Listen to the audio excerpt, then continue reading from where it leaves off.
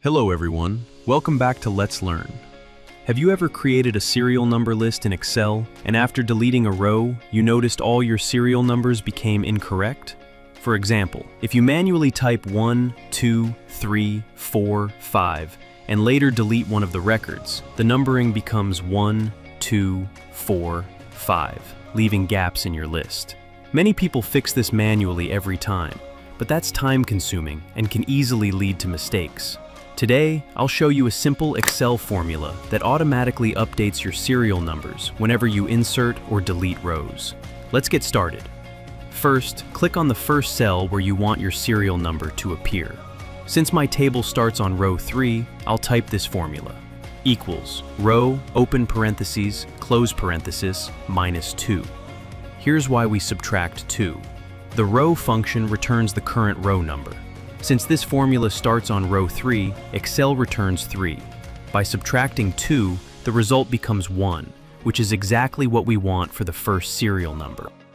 If your table starts on a different row, simply change the number you're subtracting. Now press Enter. Great! Our first serial number is ready. Next, move your cursor to the bottom right corner of the cell until you see the small fill handle. Drag the formula down to the rest of your records. And just like that, Excel automatically creates sequential serial numbers for every row. Now let's test it. I'll delete one of these rows. Now watch carefully. This is the part that surprises most Excel users. Look at that.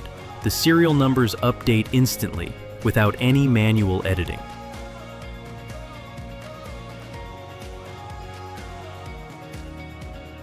Let's insert a new row as well. Again, the numbering adjusts automatically.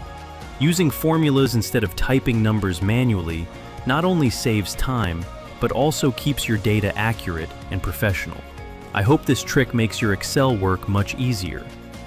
If you found this tutorial helpful, please give this video a like, share it with your friends and colleagues, and subscribe to Let's Learn for more practical Excel tutorials every week.